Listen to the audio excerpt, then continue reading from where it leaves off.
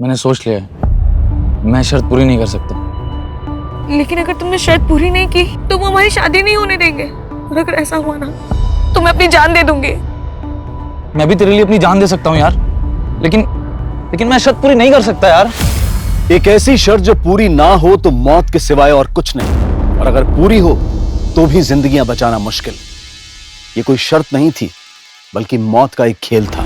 ये साल 2019 का एक दिल दहला देने वाला केस था, जिस साल को विदा देकर अब हम साल 2020 में आ चुके हैं। लेकिन गुजरा हुआ साल 2019 जब शुरू हुआ था तो उसके आगमन के साथ साथ कुछ ऐसी वारदातें सामने आई थी जिनमें कुछ जिंदगियों के लिए वो साल आखिरी साबित हुआ था, और इन सब की वजह बनी थी वो शर्त। 55, 56, 57, 58, 59, Happy New Year!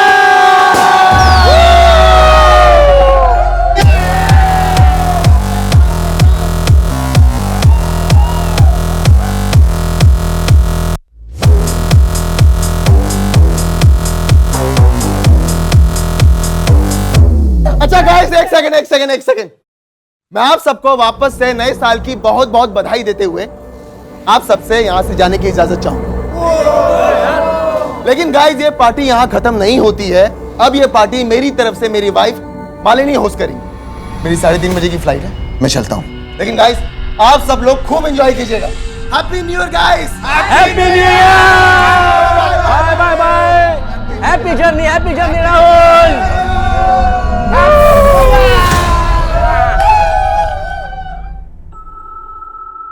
राहुल, तू तो चला जाएगा पर तेरी बहन अभी तक नहीं आई। आपके हमारे फिक्र करने से वो कभी सुधरी है जो अब सुधर जाएगी। लेकिन राहुल, मम्मी, हम निमिषा को जितना रोकेंगे टोकेंगे वो उतना ही सीन क्रिएट करेगी, इसलिए उसे उसके हाल पे छोड़ दो। उसे जब आना होगा वो आ जाएगी। अच्छा मम्मी, मुझे लेट हो रहा है, आप अपना और मालिनी का ख्याल रखना। 1 हफ्ते में लौट आऊंगा। Happy new year. Same to you. Bye.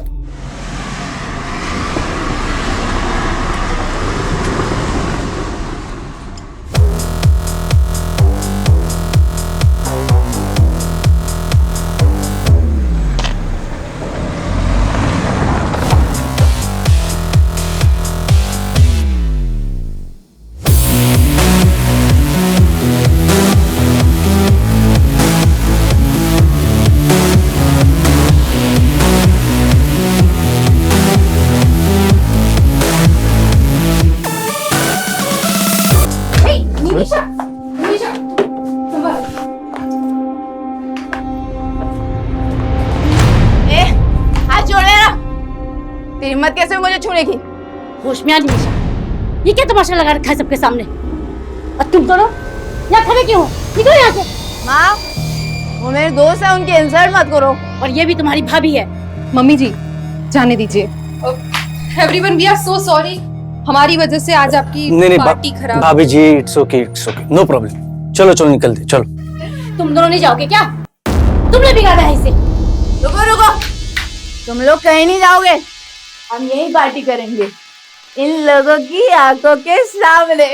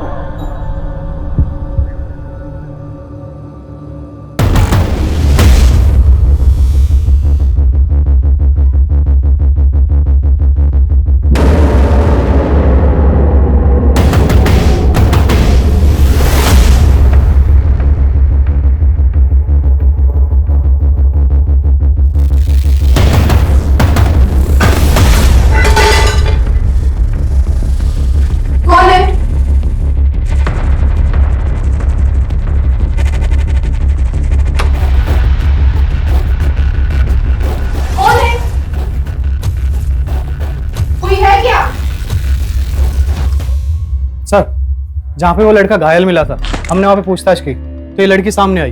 ये उस लड़के को जानती है। साहब, साहिल है वो। कहाँ है? मुझे उससे मिलना है। अभी बेहोश है लेकिन जल्दी होश में आ जाएगा। वैसे तुम क्या लगती हो उसकी? मैं दोस्त हूँ उसकी।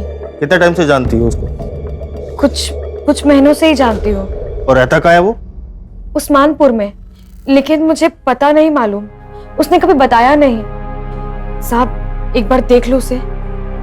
ठीक।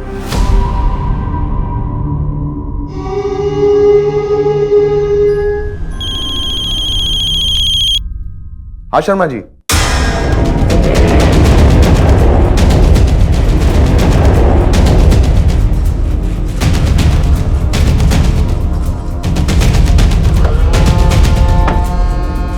पीछे रही, पीछे रही।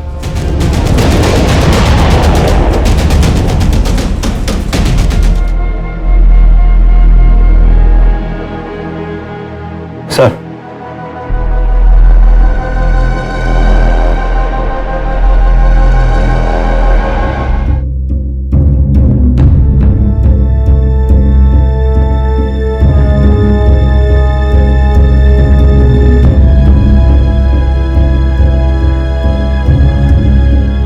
सर, इन 2 मर्डर के साथ साथ इस घर में लूट भी हुई है। 2 कत्ल हुए हैं, लूट हुई है।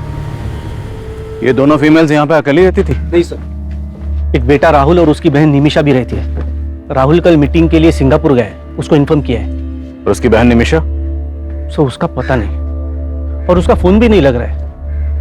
ऐसे भी उसको अपने फैमिली की कुछ पड़ी नहीं है। मतलब? सर, हमारी सोसाइटी में 5 घर हैं और हर साल एक घर का नंबर आता है जो न्यू ईयर की पार्टी देता है। कल न्यू ईयर की पार्टी शुरू हुई तो राहुल निकल गया क्योंकि उसको सिंगापुर जाना था, और उसके बाद उसकी बहन नशे की हालत में अपने दोस्तों के साथ आई थी। तुम लोग कहीं नहीं जाओगे, हम यही पार्टी करेंगे। तेरी पार्टी तो मैं भी मनाती हूँ। चल जरा, तुम लोग मेरे दोस्त हैं वो लोग, ये लोग मुझे छोड़ के कभी नहीं जाएंगे, और मैं तुम लोगों को छोड़ के अभी जा रही हूँ।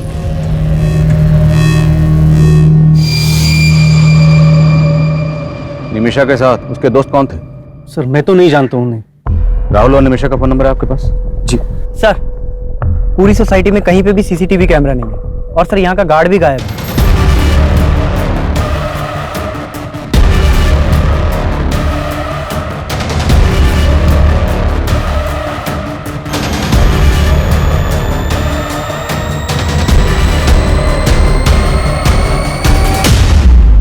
नाम क्या है गार्ड का? Jaidev Mishra, ASA security agency से हायर किया है। सर, एक दिन उसका राहुल से बहुत बड़ा झगड़ा भी हुआ था। कैसा झगड़ा? राहुल की वाइफ मालिनी को लेकर झगड़ा हुआ था। मालिनी के साथ बदतमीजी कर रहा था, छोड़ूंगा नहीं। तो गार्ड को निकाला क्यों नहीं उसी वक्त? सर, उसने माफी मांगी तो उसको फिलहाल नोटिस पीरियड पे रखा हुआ था।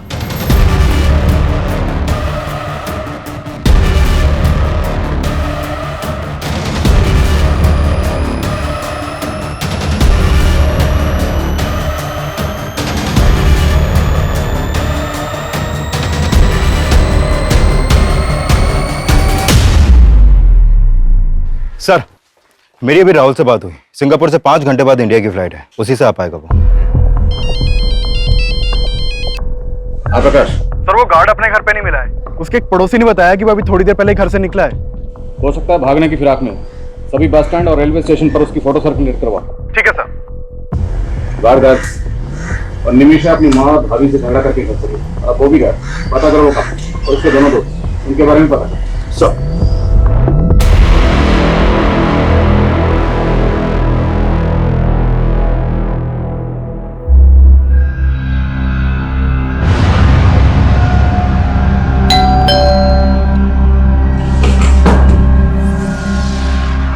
हेलो सर, आपका रेगुलर पिज्जा।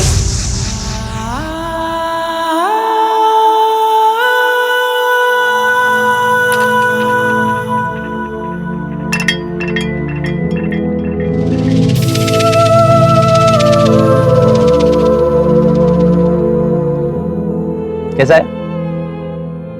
बहुत अच्छा है। चांदनी चौक से खरीदा है, पूरे 200 रुपए में। चांदनी चौक?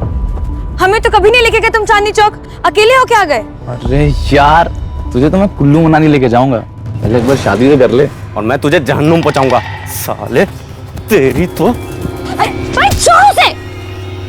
साले तो तुम हो इसके, होने वाला बहनोई है तुम्हारा, समझे? अगर ऐसा हुआ ना बहन रहेगी ना बहनोई, दोनों को काट के फेंक दूंगा, समझी? साले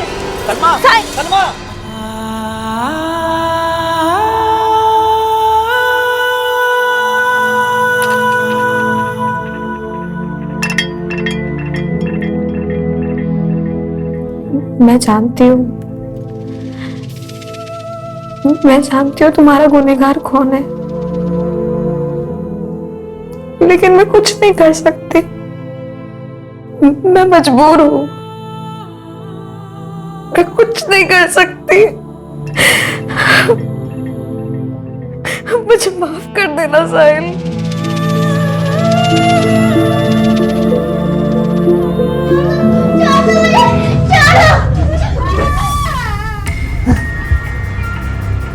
साहिल, साहिल, डॉक्टर, डॉक्टर, देखिए ना क्या हो रहा है इसे।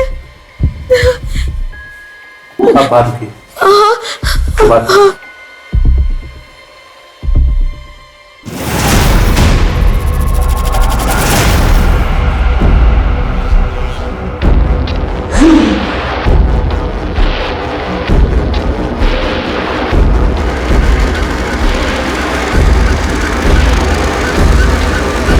सर वो guard Anand Vihar bus stop से यूपी की बस पकड़ने की फिराक में था, लेकिन उससे पहले हमारी टीम ने उसे दबोच लिया। बस आधे ही घंटे में वो गार्ड यहाँ पर होगा सर। साहब मैंने कुछ नहीं किया। साहब मैंने कुछ नहीं किया। मैं डर गया था कि आप लोग मेरे ऊपर शक करो। राहुल की वजह से तुझे नौकरी छोड़ने का नोटिस मिला था, इसी बात का बदला लिया ना तूने। और राहुल की बीवी के ऊपर तेरी बुरी नजर थी ना। मैडम ने गलत सोच लिया था साहब। अरे भैया वो वाली इंग्लिश फिल्म जरा हमको भी दिखाओगे क्या? भैया बड़ा मजा आएगा, हम कहते थे। Madam sorry. बदतमीज, हाथ कैसे लगाए तुमने? और फिर राहुल साहब ने भी आके बेकार में बजा दिया। उस वक्त तू ड्यूटी पे था ना, फिर तेरी ड्यूटी पे रहते इतना बड़ा कांड कैसे हो गया? साहब मानता हूँ कि मैं ड्यूटी पे था, लेकिन उस रात मैंने थोड़ी सी पी ली थी साहब। सुबह जब आँख खुली तो राहुल साहब का घर का दरवाजा खुला दिखा साहब। वहां जाके देखा तो अंदर 2 लाशें पड़ी थी साहब। मैं डर गया कि पुलिस मुझे पकड़ लेगी और फिर मैं भाग गया साहब वहां से। तू भागा इसलिए था क्योंकि तूने उन किलर्स को एंट्री दी थी। तू भी उनके साथ मिला हुआ था ना। चल सच बता, और कौन कौन शामिल है इस कांड में, और ये लूट का माल कहाँ रखा है? मैं सच बोल रहा हूँ साहब, मुझे कुछ नहीं पता। हमने उस गार्ड को बहुत तोड़ा, लेकिन वो कुछ उगल नहीं रहा। क्या आपको किसी और पर शक है? सर उस आदमी पर भरोसा मत कीजिए सर, पक्का उसी ने कुछ किया है सर, तभी तो वो भाग गया था। आपकी बहन निमिषा कहाँ है? हमें पता चला है कि आपकी बहन की आपकी माँ या आपकी बीवी किसी से नहीं बनती थी, सब उससे परेशान थे। और जिस दिन वो घर से गई उस दिन भी आपकी माँ और बीवी से झगड़ा करके गई। सर आप कहना क्या चाहते हैं? सर वो मेरी बहन है, माना कि वो थोड़ी बिगड़ैल थी, लेकिन सर वो ऐसा कुछ नहीं कर सकती। सर प्लीज आप उसे ढूंढिए। आप हमारी मदद कीजिए। आप निमिषा के दोस्तों के बारे में कुछ तो जानते होंगे। सर मैं हमेशा अपने बिजनेस में बिजी रहता था, और फिर निमिषा को भी पसंद नहीं था कि कोई उसकी पर्सनल लाइफ में इंटरफेयर करे। हमें आपकी बीवी और माँ की कलाई पर ये कुछ मार्क्स मिले। इन मार्क्स से रिलेटेड आपको कुछ भी पता है? ध्यान से देखिए, छोटी से छोटी इंफॉर्मेशन भी हमारे लिए बहुत काम की हो सकती है। सर मेरी तो कुछ समझ में नहीं आ रहा है सर, एक ही झटके में मेरी पूरी फैमिली।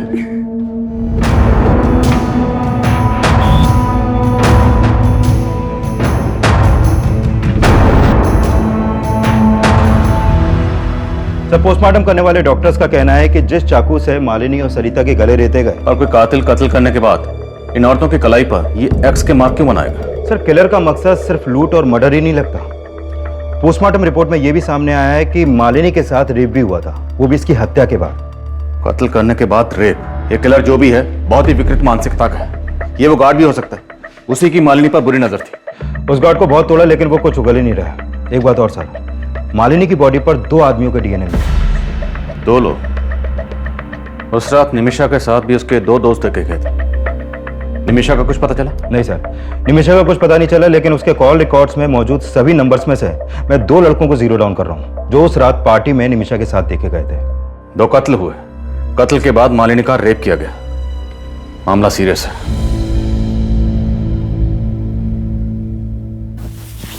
क्या है यार, जब देखो तब कपड़े उतारने के चक्कर में लगे रहते हो। तुम्हें देखता हूँ ना तो अपनी भावनाओं पे कंट्रोल ही नहीं कर पाता। ये भावना अपने तक रखो, वरना कोई और भावना ढूंढ लो अपनी हवस पूरी करने के लिए। सुनो, सिद्धिका रुको ना।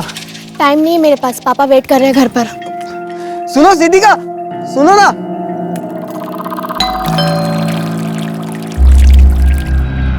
हेलो सर, हेलो, आपका रेगुलर पिज्जा। Thank you. चाय पियोगी? No thank you sir. आप रोज मेरी खिदमत करती हो, ये पिज्जा लेकर आती हो, मुझे भी तो मौका दो। सर, निमिषा के कॉल रिकॉर्ड में जितने भी नंबर मिले हैं उनमें से मैंने इन 2 लड़कों को जीरो डाउन किया और सब पड़ोसियों ने भी कंफर्म किया है कि यही दोनों लड़के उस रात निमिषा के साथ देखे गए थे। सर, ये है मनोहर, लेकिन इसका फ़ोन बंद है अभी और इसके फ्लैट पर भी कोई नहीं है। और ये है रुपेश, ये मिल गया है सर, हमारी कस्टडी में है। सर मुझे मालूम नहीं कि सर निमिषा कहाँ है सर। और मनोहर, वो कहाँ है? मनोहर?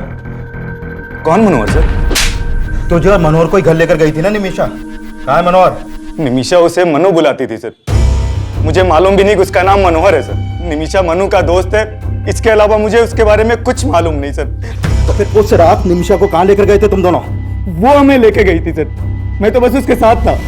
अरे मम्मी नहीं होती ना तो आज हाथ उठ जाता मेरा उन पे, बेकार में जड़ दिया यार। अबे ये सब छोड़ो यार, अब ये बताओ हम कहाँ जा रहे हैं? जान लूं मैं। अबे तू छोड़ ना यार, तू पुड़िया लेकर आना यार अंदर से। मतलब अल्कोहल के ऊपर ड्रग्स लेगी? अबे मर जाएगी। अरे यार, तेरे हिस्से की उम्र खा रही हूँ क्या मैं? तुम्हार मनु, तुम मुझे घर ड्रॉप कर दे यार। ड्राइवर समझाए क्या? चल निकल। मैं बहुत मुश्किल से घर पहुंचा था, मुझे नहीं पता कि उसके बाद वो दोनों कहाँ गए थे। मतलब तो खुद को भी बचा रहा है और मन्नू को भी। बेटा सच तो ये है कि उन थप्पड़ों का बदला लेने के लिए तूने और मन्नू ने मिलकर पहले निमिषा की भाभी और माँ को मारा और फिर निमिषा को भी गायब कर दिया। सर ऐसा नहीं है सर। सर मुझे तो कहानी कुछ और ही लग रही है सर। कौन सी कहानी? निमिषा अपनी माँ और भैया भाभी से बहुत तंग थी सर, और मनु निमिषा के लिए कुछ भी कर सकता था सर।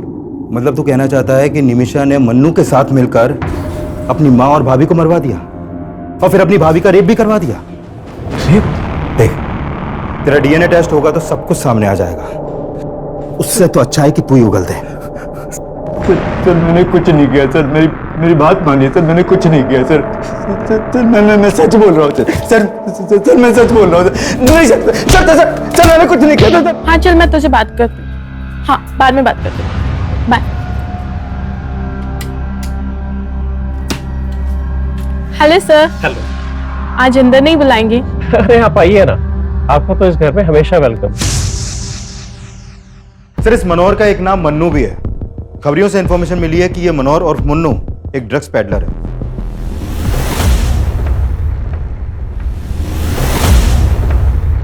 मैंने अपने खबरियों को मन्नू का ठिकाना पता करने के लिए लगवा दिया है और ड्रग्स डीलिंग से जुड़े केसेस के जितने भी हिस्ट्री शीटर्स हैं उन सबको भी उठवा रहा हूं मैं। निमिषा की एक ड्रग पैडलर से दोस्ती, लेकिन उसकी अपने घर में किसी से नहीं बनती, न माँ से न भाभी से। और राहुल ने हमें बताया कि इस सब के लिए राहुल को जिम्मेदार मानती थी। इनके घर के जरा अंदरूनी हालात पता करो, हो सकता है ये अंदरूनी मामला और क्राइम को इस तरह अंजाम दिया गया ताकि लगे कि बाहरी मामला।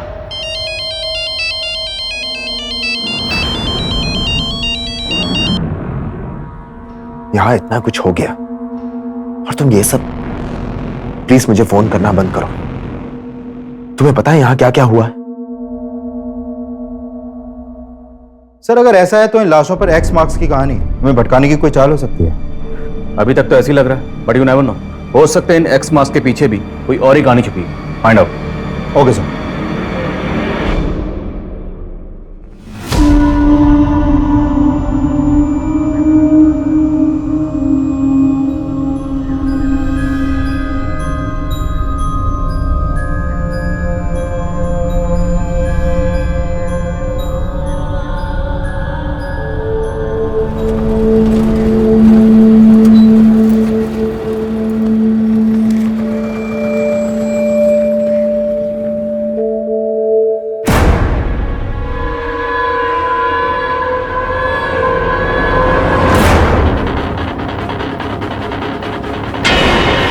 ये केस जितना आसान नजर आ रहा था असल में उतना ही उलझा हुआ था और उन लाशों पर मिले क्रॉस मार्क्स रहस्यों की लकीरें साबित हो रहे थे और अखबार की सुर्खियां उन्हें और भी ज्यादा सनसनीखेज बना रही थी। एक तरफ पुलिस मालिनी और सरिता के मर्डर की गुत्थी सुलझाने में जुटी हुई थी और वहीं एक और लड़की का मर्डर हुआ था जो फिलहाल पुलिस की नजर में आया ही नहीं था। लेकिन इस सब में निमिषा और उसके दोस्त मनोहर और मन्नू के गायब होने का क्या रहस्य था? एक तरफ पुलिस निमिषा को भी विक्टिम मान रही थी और वहीं निमिषा के गायब होने की यह थ्योरी भी बनाई जा रही थी कि कहीं इन मर्डर्स में निमिषा का हाथ तो नहीं था। लेकिन इस केस में सबसे चौंकाने वाली बात मालिनी की लाश के साथ हुए रेप का खुलासा था। लिहाजा इस एंगल को मालिनी से जुड़ी बातों से जोड़ना लाजमी था। और फिर इस केस में कुछ ऐसा मिला जिसने पुलिस की थ्योरी को फिर से बदल दिया। सर, मैंने मालिनी के पुराने दोस्तों से बात की तो पता चला कि मालिनी और राहुल का आपस में उनकी शादी से पहले फिजिकल रिलेशन था। लेकिन ये राहुल मालिनी से शादी करने के बजाय किसी और लड़की से शादी कर रहा था, जिसके बाद मालिनी ने राहुल पे उसका रेप चार्ज लगाने की धमकी दी थी। व्हाट?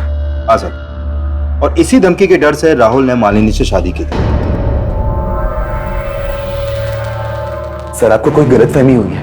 शादी करना चाहता है तो किसी और से, लेकिन करनी पड़ गई मालिनी से, है ना?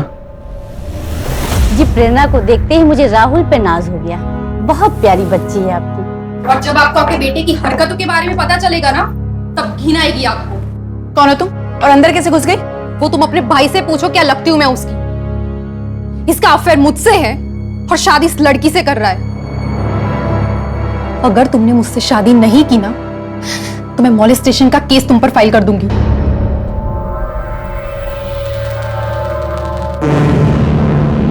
जो भी हुआ, लेकिन सर, अब मैं मालिनी को अपनी बीवी स्वीकार कर चुका था। और तेरी गर्लफ्रेंड प्रेरणा, उससे तब भी टच में हो ना? झूठ मत बोल, तेरे कॉल रिकॉर्ड्स हैं हमारे पास। राहुल, मुझे तुमसे मिलना है। प्लीज प्लीज देखो, मना मत करना। यहाँ इतना कुछ हो गया और तुम ये सब। प्लान बड़ा अच्छा था तुम्हारा। उस रात सिंगापुर चला गया और यहाँ पर मर्डर की सुपारी दे गया। वो लूटपाट, एक्स का निशान, वो सब तेरा ही दिमाग था, हमें भटकाने के लिए। अपनी बीवी से इतनी नफरत कि उसकी लाश के साथ रेप करवाया तुमने। बस कीजिए सर, मैं इतना गिरा हुआ इंसान नहीं हूं। अपनी मां को क्यों मरवाऊंगा मैं? मेरी बहन गायब। आप लोग असली गुनहगार को तो पकड़ नहीं पा रहे, तो मुझ पर ऐसे आरोप लगाने लगे।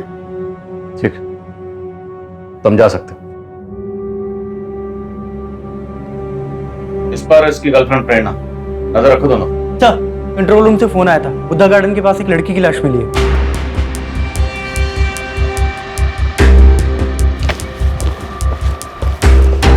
पीछे हटिए। प्रकाश, लाश की हालत देख के लग रहा है कि इसका मर्डर 2-3 दिन पहले ही हुआ है। 5 X marks. Sir, crime scene पे इस लड़की की पहचान की कोई लीड नहीं मिली है। और ये देखे सर, इस लड़की के हाथों पर भी वैसे ही एक्स मार्क्स हैं जो मालिनी और इसकी साथ सरिता जी के हाथों पर थे। सर, उस डबल मर्डर और एक्स मार्क्स की खबरें अखबारों में बहुत छप रही हैं। तो हो सकता है कि किसी ने उन मर्डर्स का मोडस ऑपरेंडी इस्तेमाल करके इस लड़की को मारा हो। पर गौर करने वाली बात यह है कि इस लड़की की कलाई पर 5, मालिनी के हाथ पर 1 और मालिनी की सास सरिता जी के हाथ पर 2 एक्स के निशान। तो हो सकता है इस लड़की के कत्ल का इन दोनों मर्डर से कोई न कोई ताल्लुक हो, या निमिषा और मन्नू से। और ये दोनों ही गायब हैं सर। कोई ना कोई राज तो है।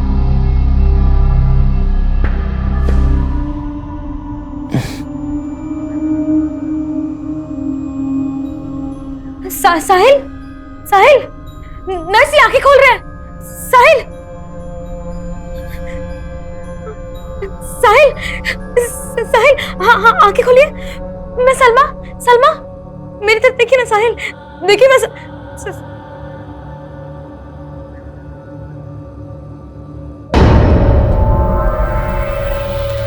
हमारा रिश्ता किसी गलतफहमी की वजह से नहीं टूटा था। मालिनी ने जो कहा था वो एक सच था, और जब मैं उसे झूठ बोलकर तुम्हें मनाने की कोशिश कर रहा था तो तुमने नहीं माना। देखो राहुल, मैं पुरानी बातें दोहराना नहीं चाहती। तुम्हें खोने के बाद भी तुम्हारी कमी हमेशा महसूस की है मैंने। और अब जो तुम कर रही हो वो मुझे सही नहीं लग रहा। क्या कहना चाहते हो तुम? क्या कर रही हूं मैं? ये मनु ड्रग पेडलर, कब तक ढूंढते रहेंगे उसे? अभी तक कोई लीड क्यों नहीं मिली? सर, हमने जिन ड्रग पेडलर्स को उठाया था उनके पास से मनु के 2 नंबर मिले थे, लेकिन सर दोनों नंबर बंद आ रहे हैं। तो क्या करें? हाथ पे हाथ रख के इंतजार करें कि वो अपना नंबर कब ऑन करेगा? 24 घंटे का वक्त है। 24 घंटे के अंदर अंदर ये मनु मुझे यहां चाहिए। Sir, coming sir. काम। सर, जिस लड़की की लाश हमें जंगल में मिली थी उसकी पहचान पता चल गई है। उस लड़की का नाम सिद्धिका है। इस सिद्धिका का मालिनी या उसकी सास सरिता से कोई कनेक्शन? नहीं सर, ऐसा तो कोई कनेक्शन नहीं मिला। इवन सिद्धिका के फादर तो राहुल की फैमिली में से किसी को जानते तक नहीं है। लेकिन हाँ सर, सिद्धिका के एक बॉयफ्रेंड का पता चला है। इसका नाम है कौशल। और सर, साकेत पुलिस से पता चला है कि सिद्धिका का फोन जिस एरिया में बंद हुआ था, उस एरिया में इस कौशल का फोन भी अक्सर एक्टिव रहता था। साहिल, बताओ कौन था वो? किसने तुम्हें जान से मारने की कोशिश की थी?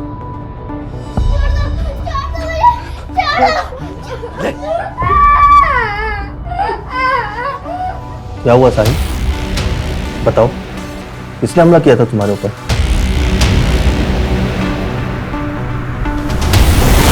मैंने किसी को नहीं मारा सर। तिवारी, सर, मैं तो सिद्धिका से बहुत प्यार करता था, मैं उसको क्यों मारूंगा?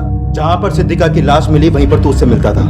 और जिस दिन जिस एरिया में सिद्धिका का मर्डर हुआ, उस दिन उसी एरिया में तेरा फोन भी एक्टिव था। वो उस दिन मुझसे मिलने वाली थी, मैं वहां गया तो वो वहां पे नहीं थी और उसका फोन भी बंद आ रहा था। सर, सच बता रहा हूं, मुझे कुछ पता नहीं उसके साथ क्या हुआ है। सर, नहीं मारा मैंने किसी को।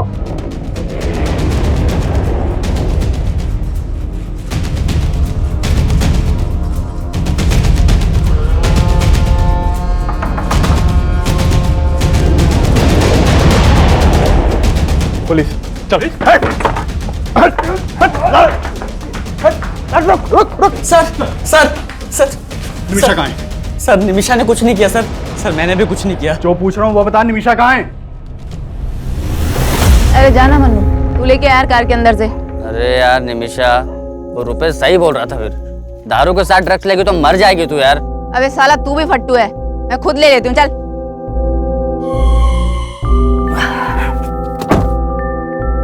निमिषा, ए निमिषा, निमिषा,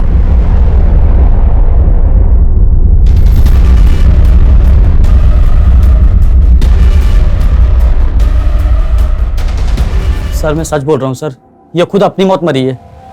मैं बहुत डर गया था सर, इसलिए मैंने इसकी लाश यहाँ ला के फेंक दी, पर मैंने किसी को नहीं मारा सर। मैंने कोई मर्डर नहीं किया, कोई मर्डर नहीं किया।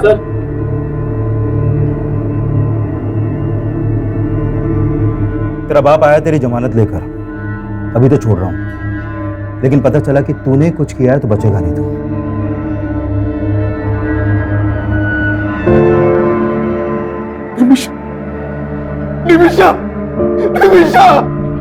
निमिषा की पोस्टमार्टम रिपोर्ट से यह सामने आया था कि निमिषा की मौत ड्रग्स की ओवरडोज की वजह से हुई थी, लेकिन इसका मतलब यह भी नहीं था कि पुलिस मनोहर और मन्नू पर भी पूरी तरह से भरोसा कर रही थी।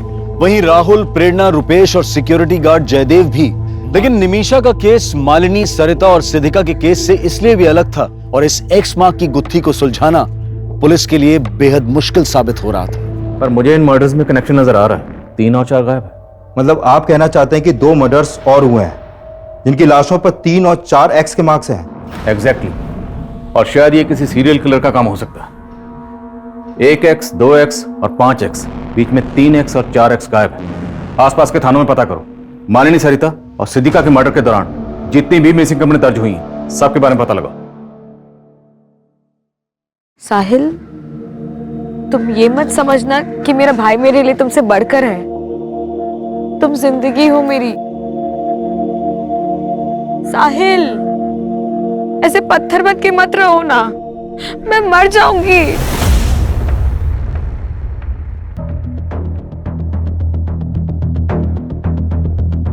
जैन सर। लेकिन अभी भी इन तीनों केसेस की कड़ियां आपस में ठीक से मिल नहीं रही हैं। सिद्धिका, सरिता और मालिनी के बीच में हमें कोई कनेक्शन नहीं मिला, लेकिन इन तीनों वारदातों के बीच में कोई ना कोई कनेक्शन जरूर है, और वो कनेक्शन क्या है इसका हमें पता लगा।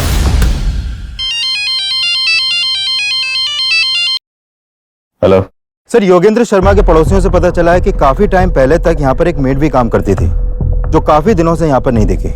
कौन थी वो मेड, और उसका इस कत्ल से क्या ताल्लुक? सर, उस मेड के बारे में तो यहाँ पर ज्यादा लोग नहीं जानते, लेकिन एक कॉमन बात का पता चला है। हाँ सर, योगेंद्र जी मेरे दूर के कजिन थे। आपके दूर के कजिन का कत्ल भी ठीक उसी वक्त हुआ जिस वक्त आपकी पड़ोसन। ये इत्तेफाक हमें कुछ समझ में नहीं आया। सर, मुझे भी कुछ समझ में नहीं आ रहा। योगेंद्र भैया से महीनों पहले बात हुई थी मेरी। क्या बात हुई थी? उन्हें एक मेड की जरूरत थी। मैंने अपनी मेड से कहा कि एक टाइम उनके यहाँ भी काम कर लिया करे। आपकी मेड? वो तो काफी दिनों से छुट्टी पे गई हुई है। नाम क्या आपकी मेड का? सलमा। दिखने में तो बहुत सीधी सादी लगती थी। रहती कहाँ? उस्मानपुर में कहीं। एक दिन यहाँ काम मांगने के लिए आई थी तो हमने उसे रख लिया था। उस्मानपुर में एग्जैक्टली कहाँ? सब वो तो पता नहीं।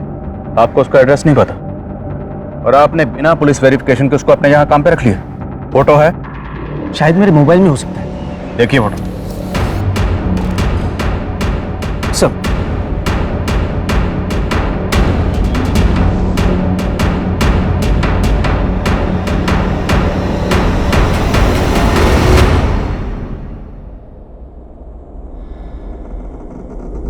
मालिनी और सरिता के पड़ोसी का दिलीप शर्मा से कॉमन कनेक्शन मिला। हो सकता है सिद्दीका से भी इस मेड सलमा का कोई कनेक्शन हो।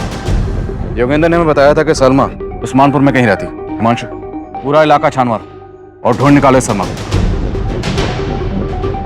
एक के बाद एक जिस तरह से ये लाशों पर एक्स के निशान बढ़ते जा रहे हैं तो मुमकिन है अभी और मर्डर्स हो और उनकी कलाई पर ये एक्स के निशान 6, 7 या 8 भी हो सकते हैं। लेकिन हमें उन्हें रोकना है। हमें किसी भी सूरत में इस क्राइम को होने से रोकना है। Is that clear? Yes sir.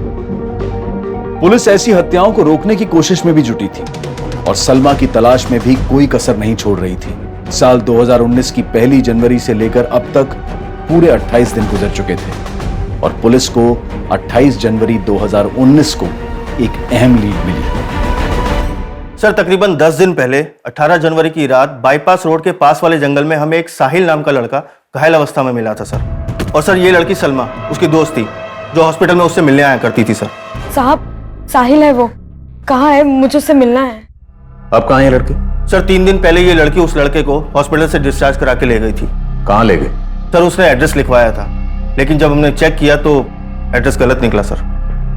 और वो लड़का, उसको क्या हुआ था? सर उसके ऊपर जानलेवा हमला हुआ था। जब उसे होश आया तो हमने उसका बयान भी लिया था। मैं तो जा रहा था सर, किसी ने पीछे से चाकू घोंप दिया सर। उसके बाद क्या हुआ मुझे नहीं पता सर। लेकिन लड़के ने किसी के ऊपर शक नहीं जताया सर। उस लड़के की बॉडी पर या कहीं भी इस तरह का कोई मार्क्स था? नहीं सर, हमें तो मामला लूट का ही लग रहा था क्योंकि उसका पर्स और मोबाइल दोनों गायब थे सर। इसलिए तुमने उनको जाने दी? एक आम लड़की ने गलत एड्रेस लिखवाया और चकमा देके निकल गई and you call yourself A policeman. इतनी लापरवाही कैसे कर सकते? कुछ आइडिया आपको? कितने मर्डर हो रहे हैं? 31 दिसंबर की रात को रोहिणी में 2 मर्डर हुए, फिर 6 जनवरी को केशवपुर में 2 मर्डर हुए, 14 जनवरी को एक लड़का एक लड़की का मर्डर हुआ और 18 जनवरी को तुम्हें एक लड़का मिला जिस पर चाकू से जानलेवा हमला हुआ। और 20 दिसंबर से मैं सलमा को ढूंढ रही हूँ। कब से? 20 दिसंबर से। Today is what? 28। 8 दिन बाद तुम हमारे पास आए।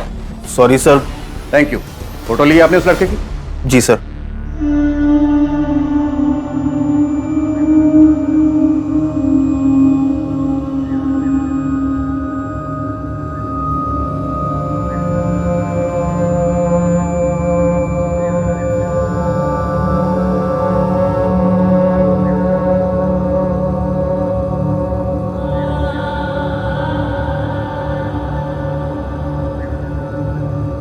साहिल खाना। साहिल अभी भी गुड़िया के बारे में सोच रहे हो? साहिल उसके बारे में सोचना बंद करो वरना घुटते रह जाओगे। सर 18 जनवरी की रात को वो लड़का बाईपास रोड के पास एक जंगल में मिला था और मैंने चेक किया कि 18 जनवरी की रात को नरेला में भी एक वारदात हुई थी। नरेला पुलिस से उस केस की अपडेट ली है सर मैंने। सर ये बच्ची है गुड़िया, नरेला में अपने पेरेंट्स के साथ रहती थी। 18 जनवरी की रात को इनके घर में लूट की कोशिश हुई थी जिसमें इस बच्ची का मर्डर हो गया। इस बच्ची का गला भी उसी तरह रेता गया जैसे मर्डर केसेस अपने एरिया में सामने आए हैं सर। क्या इस बच्ची की कलाई पर भी एक्स का मार्क बनाया गया था? नहीं सर, इसकी कलाई पर कोई भी एक्स मार्क नहीं मिला, लेकिन इस मर्डर का मोडस ऑपरेंडी सेम है। इस बच्ची की फैमिली से मिलो, शायद कोई लीड मिल जाए। Okay sir.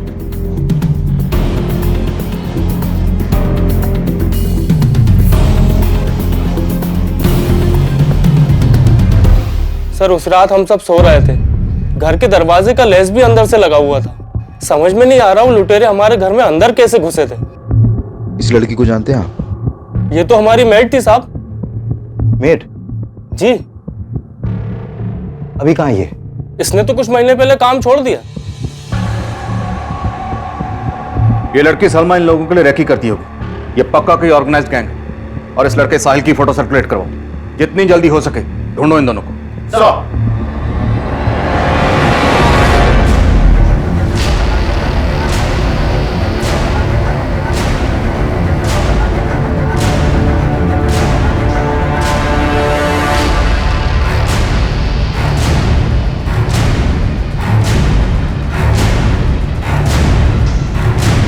साहिल जल्दी चलो, पुलिस है। साहिल चलो।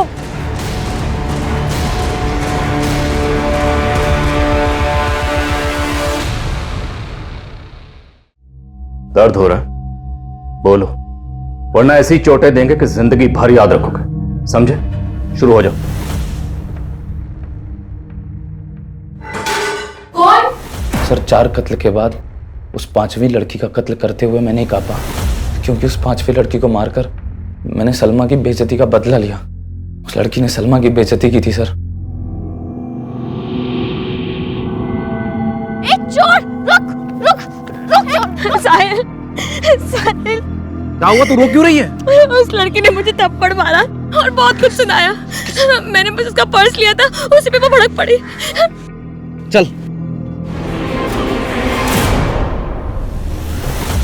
और फिर सलमा ने गुड़िया के घर को अपना टारगेट बनाया था, जहां मुझे आखिरी कत्ल करना था। सर मैंने नहीं सोचा था कि वहां मुझे उस बच्चे को मारना पड़ेगा।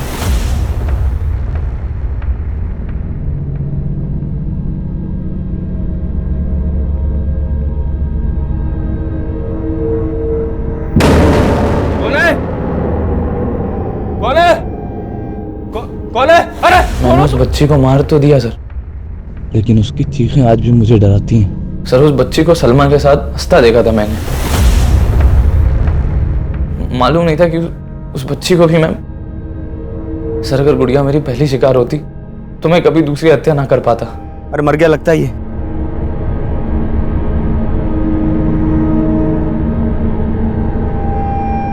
चल। सर मेरी किस्मत बुरी थी जो बच गया, फल जो भोगना था। और तुमने ये सब किया क्यों? सर हम 6 मार का गैंग एक बहुत पुरानी बिरादरी है। हमें परंपरा है कि हम अपने घरों से दूर चले जाते हैं और फिर जाके तय करते हैं कि लूटना किसे। साहब हम इसमें शहर के लोकल गुंडों की मदद लेते हैं, जो हमें ऐसे लोगों के बारे में बताते हैं। ऐसे परिवारों को जिनकी आपस में बनती नहीं है, जो अकेले रहते हैं। जी सर। फिर सलमा वहाँ काम मांगने के लिए जाती है या फिर किसी ना किसी बहाने से वहाँ का मुआयना कर लेती है। और फिर तुम वहाँ जाकर मारकाट मचाते हो और तुम दोनों अपनी झोलियां भरकर निकल जाते हो वहाँ से। सर ये सब मैं पैसों के लिए नहीं कर रहा था सर, हमारी मजबूरी थी सर। शर्त पूरी करनी थी। कैसी शर्त बे? सर हम 6 मारों में एक परंपरा होती है, अगर सर हमारी बिरादरी के लड़के को शादी करनी होती है तो उसे 6 हत्याएं करनी पड़ेंगी सर। सर मैं और सलमा एक दूसरे से बहुत प्यार करते हैं। हम दोनों एक दूसरे से शादी करना चाहते थे सर। हम लोग नई जिंदगी जीना चाहते हैं, इस अपराध से दूर जाना चाहते थे। और सर जब मैंने सलमा के अब्बा से ये बात की तो उन्होंने यही शर्त रखी। हमारे छोरे को सलमा पसंद है, शादी के बाद वो उसे खुश रखेगा। सलमा से शादी करनी है तो इसे 6 कत्ल करने होंगे। मतलब अगर शादी करनी है तो उससे पहले 6 हत्याएं करनी पड़ेंगी। लेकिन सर मैं सब करना नहीं चाहता था सर अगर मैं ऐसा नहीं करता तो वो हमारी शादी नहीं होने देते, और सर अगर हम भागते तो वो हमें मार देते। इसलिए सर हम हार गए। अपने प्यार को हासिल करने के लिए तुमने हत्याएं करने की सोच ली, यही तेरी हार थी। हाँ सर हार गया मैं, सही कह रहे हैं आप। लोगों को मारकर अपने प्यार को हासिल करने की सोच रहा था, हार गया सर मैं। अपने प्यार से, अपनी जिंदगी से हार गया मैं सर। साहिल और सलमा को अपने किए पर जो भी पछतावा हो, लेकिन उनके गुनाहों की कोई माफी नहीं है। और उनके बयान के आधार पर पुलिस ने अलग अलग राज्यों से 6 मार गैंग से जुड़े कई अपराधियों को गिरफ्तार किया है। हमारे देश में तरह तरह की विचित्र प्रथाओं का मिलना कोई नई बात नहीं है, लेकिन 6 मार गैंग से जुड़ी यह हत्याओं की प्रथा सन्न कर देने वाली थी। और हैरान कर देने वाली बात तो यह है कि आज भी इस तरह के गैंग हमारे देश के कई हिस्सों में एक्टिव हैं, जो अलग अलग तरह के हथकंडे अपनाकर हमारे घरों में घुसने की फिराक में कोई ना कोई जाल बिछा रहे होते हैं। पुलिस लगातार ऐसे गैंग से सतर्क रहने के लिए हिदायतें जारी करती रहती है और इनसे सतर्क रहना हम सब के लिए बहुत जरूरी है।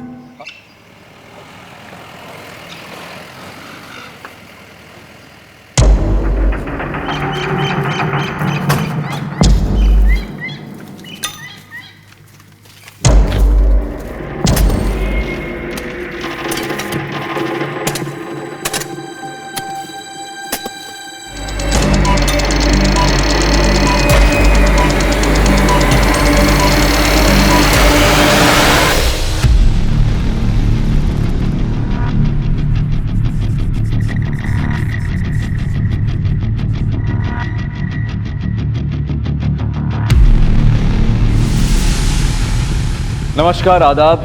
मैं अनूप सोनी क्राइम पेट्रोल सतर्क के ब्लैक हेडलाइंस अध्याय के आज के एपिसोड में आप सबका स्वागत करता हूं। कहते हैं कि समय हर घाव को भर देता है, लेकिन कुछ घाव ऐसे होते हैं जो भर तो जाते हैं लेकिन हमेशा के लिए एक दर्द छोड़ जाते हैं। आज के ब्लैक हेडलाइंस अध्याय के केस में भी कुछ ऐसा ही हुआ था। जब कुछ पुराने पाप उभर कर नए रूप में सामने आए तो उन्होंने कई जिंदगियों को जुर्म की चपेट में ले लिया।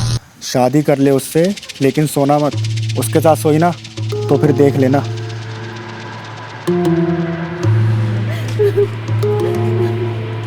बाबा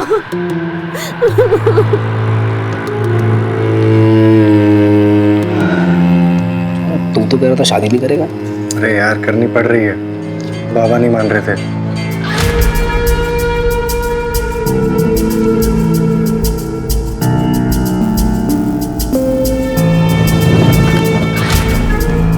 आओ सुन भाई, ये है तुम्हारा घर। आज गोकुल की माँ होती तो करती सारे रीति रिवाज। मैं तो स्वागत ही कर सकता हूँ।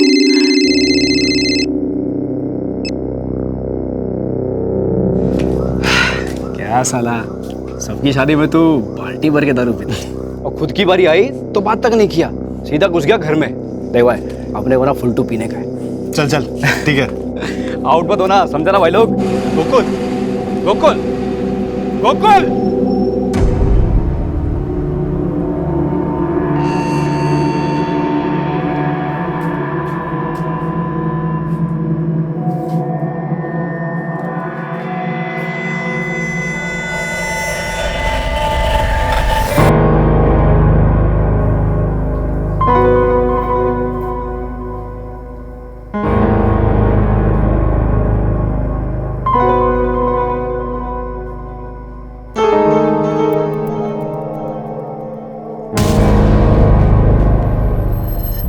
अब आज क्या हुआ है?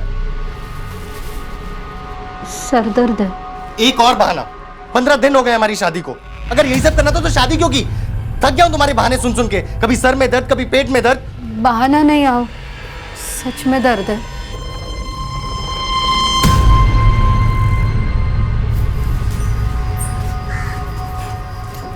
आओ चाह।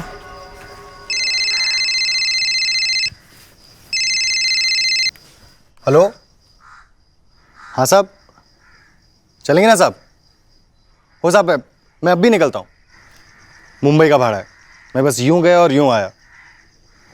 और वैसे भी आज की रात मेरे लिए बहुत स्पेशल है। लवकर है। कहाँ जा रहे हैं? मुंबई जा रहा हूँ बाबा। अच्छा, सीधे जा और सीधे आ, दोस्तों के साथ बैठने आने कहीं। और कितने बजे तक आएगा?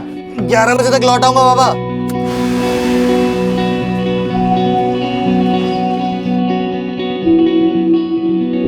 नहीं आया तुम्हारे पास भी? ठीक है, अगर वो आया या उसका फोन है तो मुझे फोन करके बता देना। उमेश कह रहा है उसके घर पे भी नहीं आया। कहाँ का भाड़ा लेकर गया था? साहब बोल के गया था कि मुंबई का भाड़ा है, रात को 11 बजे तक लौट आएगा। कल सुबह से गया सब, अब तक नहीं आया। आप गोकुल की फोटो दीजिए, उसकी गाड़ी का नंबर भी हम पता करते हैं। जी। ये किशोरी और चंद्रकांत ने गोकुल को ढूंढने में कोई कसर नहीं छोड़ी। वो रोज इस आस में पुलिस स्टेशन के चक्कर लगाते कि शायद उन्हें गोकुल की कोई खबर मिल जाए, लेकिन हर बार उनके हाथ निराशा ही लगती। गोकुल की कोई जानकारी मिली? वही कह रहे थे, अभी तक कुछ पता नहीं चला। सब मेरी गलती है, मैं ही मनहूस हूं, मेरी कुंडली में ही कोई दोष है।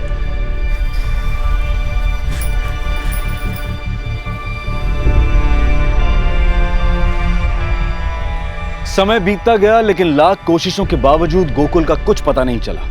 ना ही गोकुल की टैक्सी मिली और ना ही उसका कोई नामो निशान। गोकुल की पहचान समय की रेत में ढक कर रह गई और उसकी फाइल भी पुलिस स्टेशन में नए केसेस के नीचे दब गई।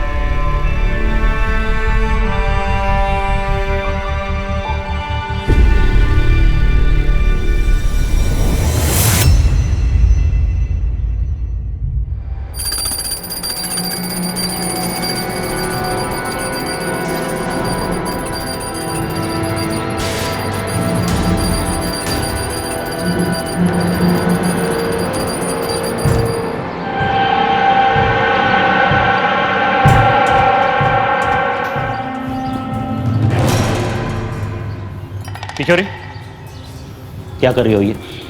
क्या कर रही हो तुम? कितनी बार समझाया मैंने तुम्हें कि रोहन को खुद का काम खुद करने दो। स्पेशल स्कूल में दाखिला करवाया इसका मैंने, अच्छे से अच्छे डॉक्टरों के पास इलाज करवा रहा हूं कि ठीक हो जाए मेरा लड़का, लेकिन तुम हो के उसे खुद से उभरने ही नहीं दे रही। देख, मेरा बेटा है, मेरा दिलीप महाजन का, वो खुद का काम खुद करेगा, खुद स्कूल में जाएगा, तैयार होगा, खुद अपने हाथ से दूध पिएगा। समझ तो ना तुला? हाँ बोल। हाँ ठीक है, चल ठीक है, ठेव वो वाघमारे को बोल के रेती का ट्रक छुड़ाने के लिए बोलो। साइड पे काम अटका हुआ है।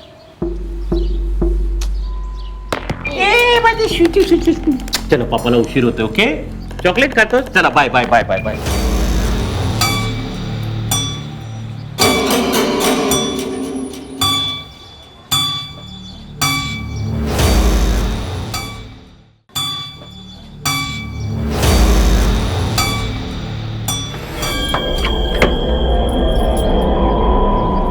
अबे सुनील, तू? चंदर, कैसा है रे? अरे पर तू था किधर? इतने सालों के बाद दिखाए? मुंबई में था यार, एक फैक्ट्री में, मोबाइल की फैक्ट्री में। पर अभी अपने को मुंबई में जमता नहीं, तो अपन इधर वापस आ गए। वो जो अपना औंध के पास एक नया मॉल खुला है ना, उधर अपना मोबाइल का शॉप डालेगा, इधर ही रहेगा। ये तो बहुत अच्छी बात है। वैसे अकेला है इधर, हम लोग के साथ नहीं लाया? शादी वीदी किया किधर है, अभी सोचता है करेगा। वैसे इधर सब ठीक है ना? कोई आया गया तो नहीं? आएगा कैसे, और इधर था ही नहीं।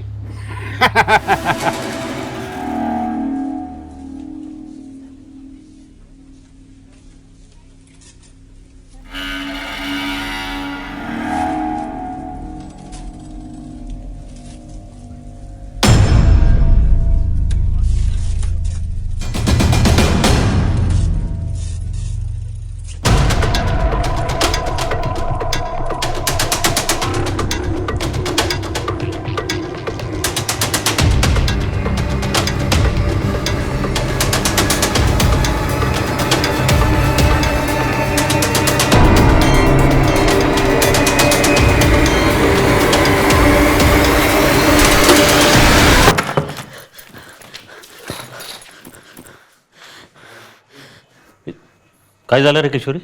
आज वो पीछा करते करते घर तक आ गया, अभी भी बाहर ही खड़ा है।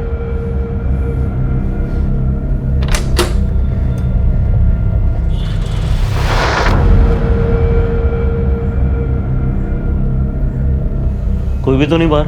हम ही सांगते हैं ना, अब भी बाहर था वो। तेरे दिमाग के अंदर प्रॉब्लम है किशोरी। तुझे ऐसा बार बार लगता है कि कोई पीछा कर रहा है, लेकिन क्यों करेगा तेरा पीछा कोई? लेकिन ये पहली बार तो नहीं हुआ है ना। उस दिन जब मैं अगरबत्ती लेने गई थी तब भी वो मेरा पीछा कर रहा था। चल मी मंगेला सांगतो, तुम्हारे साथ जाएगा जहां जाना होगा। उसकी जरूरत नहीं है। अगली बार किसी ने मेरा पीछा किया तो मैं पुलिस स्टेशन चली जाऊंगी।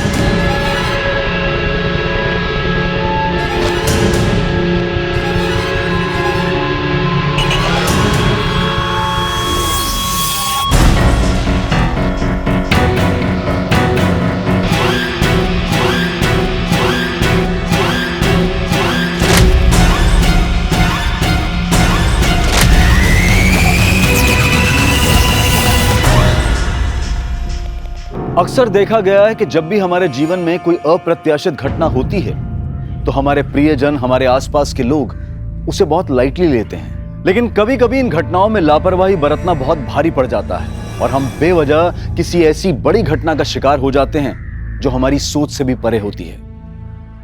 अमन, स्कूल से आते वक्त सीधे घर आ जाना, भाई खेलने मत लग जाना। Okay okay aunty, bye.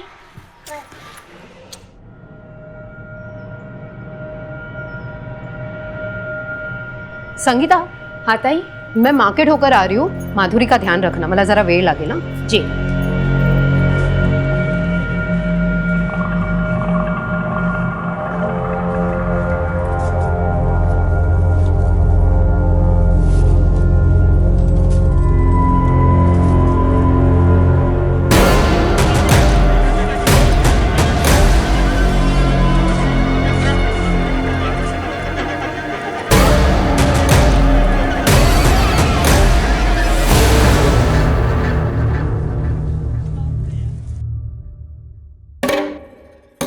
ताई, कहाँ थी आप?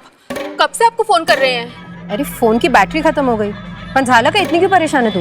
रोहन बाबा अब तक स्कूल से नहीं लौटे हैं, तो साहब उनको स्कूल में देखने गए थे, तो पता लगा कि वो स्कूल पहुंचे ही नहीं थे। पहुंचा नहीं मतलब? अरे नाही रे, तिकडे बघितला मी। तुम लोग डेपो के उधर जाओ, ठीक है? हाँ, मंगिया को भी बोलो। कहाँ थे तुम? तुम्हारा फोन भी बंद आ रहा है। अरे मुझे नहीं पता, मेरी फोन की बैटरी खत्म हो गई थी। पर रोहन को टाइम मिला? पता नहीं चला अभी तक उसका कुछ। सुनो ना, लेट नहीं करते, पुलिस स्टेशन चलते। संगीता, घर का ध्यान रखो। चल। रोहन घर से स्कूल पैदल जाता है? जी पैदल जाता है सर, उसका स्कूल हमारे घर के पास ही। वो हमारे मोहल्ले के ही दो बच्चे, अमन और अतुल, उनके साथ ही रोज स्कूल जाता है और वापस आता है। सर ये तीनों साथ में स्कूल जाता है, लेकिन रोहन का स्कूल पहले पड़ता है एक गली में, जहाँ से वो अकेले जाता है। सर मैं स्कूल गया तो पता चला कि रोहन आज स्कूल पहुंचा ही नहीं। कोई रिश्तेदार वगैरह उनके घर चला गया हो, पता किया आपने? सर ऐसे तो कोई रिश्तेदार है नहीं, लेकिन स्कूल के टाइम पे स्कूल ना जाकर रोहन अकेला कहीं क्यों जाएगा? आपको किसी पे शक है? किसी के साथ कोई झगड़ा, कोई दुश्मनी? नहीं सर, ऐसा तो कुछ नहीं है। सब पिछले कुछ दिनों से कोई मेरा पीछा कर रहा है। जी सर, 2 दिन पहले पुलिस स्टेशन आई थी और मुझे बताया भी था कि कोई इनका पीछा कर रहा है। सर एक आदमी मेरा पीछा कर रहा है। कौन है, आप जानती हैं उसे? नहीं, मैं जानती नहीं हूँ, लेकिन वो अभी भी बाहर खड़ा है। आइए मेरे साथ।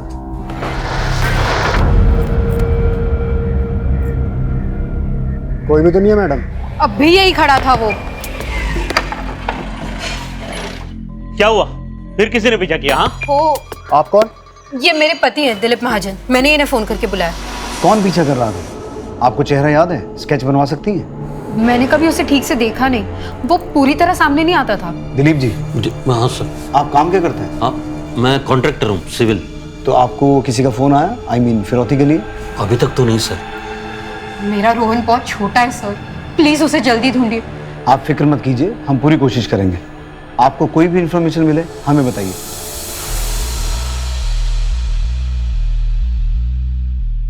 सुहास, बच्चा बोल नहीं सकता, सुन नहीं सकता, बहुत छोटा है, मोहल्ले के और 2 बच्चों के साथ स्कूल जाता है, तो रास्ता भटकने का तो कोई चांस नहीं है। खैर, तुम उन दोनों बच्चों और स्कूल से पता करो, देखो क्या पता चलता है।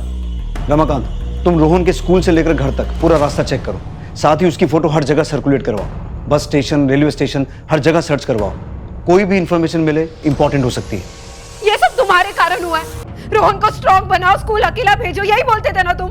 आता बगा, मेरे बेटे का किसी ने किडनैप कर लिया। किशोर, तू ऐसा क्यों समझते है कि किसी ने किडनैप कर लिया उसे? देख देख, पुलिस ढूंढ रही है उसे, मिल जाएगा वो। पता नहीं किस साल में होगा मेरा रोहन। हाँ अंकल, सुबह तो हम साथ ही गए थे। वो जो टर्निंग आती है ना, वहां से रोहन अपने स्कूल चला गया और फिर हम अपने स्कूल चले गए। और स्कूल छूटने के बाद?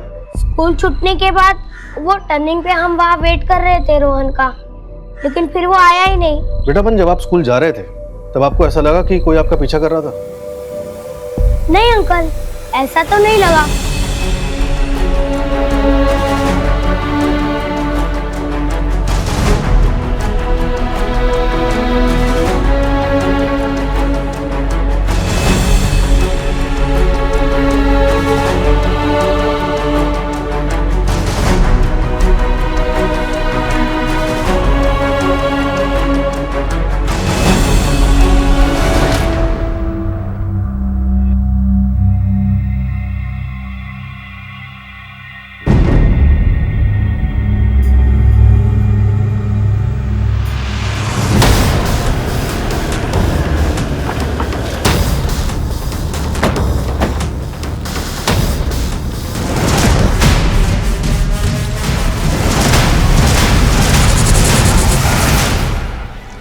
सुहास, बच्चे की बॉडी को पोस्टमार्टम के लिए भिजवाओ और इसके माँ बाप को हॉस्पिटल बुलाओ।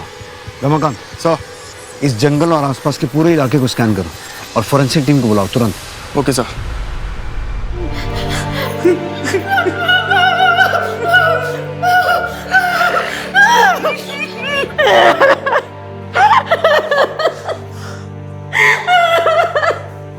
किशोर, ये उसी का काम है। मार दिया उसने मेरे बच्चे को। मैंने पहले भी कहा था, किसी ने नहीं सुनी।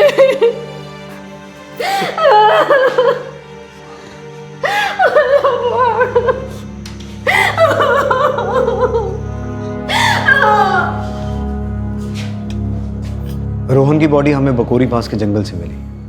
हम अभी इन्वेस्टिगेशन कर रहे हैं। दिलीप जी, मैं आपसे फिर एक बार पूछ रहा हूँ, कोई ऐसा है जो आपको चोट पहुंचाना चाहता हो, आपकी किसी के साथ कोई निजी दुश्मनी हो जो आपके बेटे रोहन को इस तरह से गला दबा के मारे? सर मैं सिंपल सा कॉन्ट्रैक्टर हूँ, मेरी किसी से क्या दुश्मनी हो सकती है सर?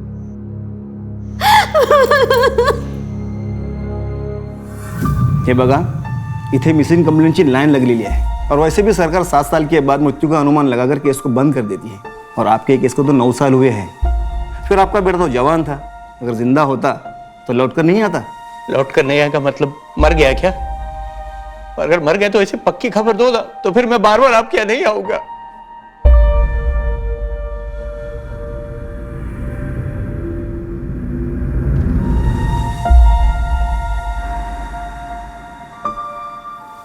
ग्यारह बजे तक लौट आऊंगा बाबा।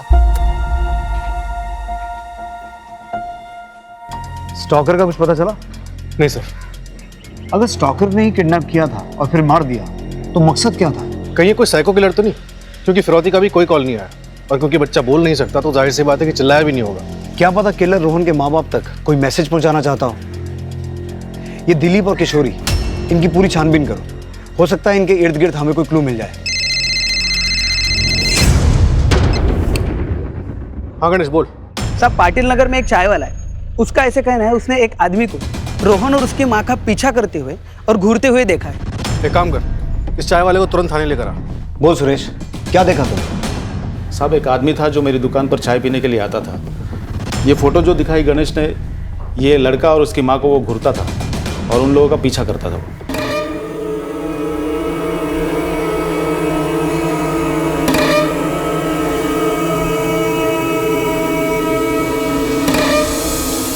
कौन था वो आदमी? इससे पहले भी तेरी दुकान पे कभी आया है? नहीं साहब, वो कुछ दिनों से मेरी दुकान पे आ रहा था। शक्ल याद है? स्केच बनवा सकते हो? जितना याद है बता दूंगा साहब। सर,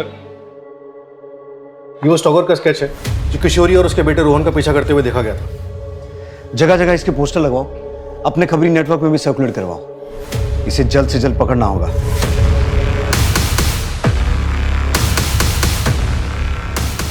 हाँ, कुछ ऐसा ही था वो आदमी जो मेरा पीछा करता था, पर इसने रोहन को क्यों? किशोरी जी, आपने तो इसे देखते ही पहचान लिया, लेकिन जब पिछली बार हमने आपसे स्टॉकर का चेहरा पहचानने की बात की थी तो आपने इनकार कर दिया था। सर, मैंने आपको पहले भी बोला था, ऐसे साफ साफ मुझे याद नहीं, क्योंकि वो कभी पूरी तरह सामने नहीं आता था। ये कौन है मैं इसे नहीं जानती।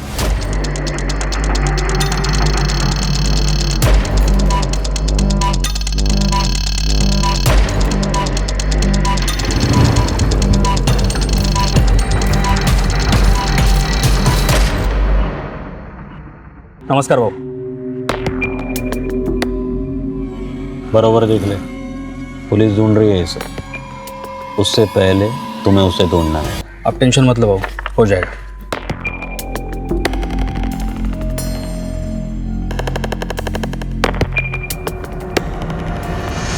सर, उस स्टॉकर का पता चल गया, लेकिन हैरानी की बात यह है कि उस पर हमला हुआ है और इस वक्त उसका इलाज सिटी हॉस्पिटल में चल रहा है।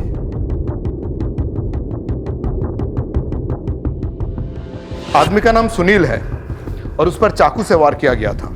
हथेलियां बाहर आ चुकी थी। वो खुद अपने पेट को समेटकर यहां तक आया था। अब वो खतरे से बाहर है, आप उससे पूछताछ कर सकते हैं। Thank you.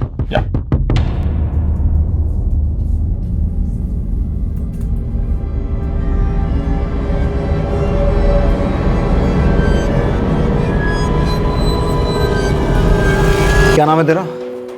सुनील साहब। ये क्या हुआ, कैसे हुआ? अपन पैदल अपने घर वापस जा रहा था, तभी रास्ते में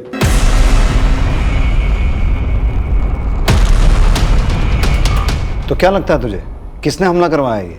अपन का तो किसी से कोई दुश्मनी भी नहीं है साहब। अभी कुछ ही दिन हुए अपन को पुणे आए साहब। ये औरत, इसका पीछा क्यों करता था तू?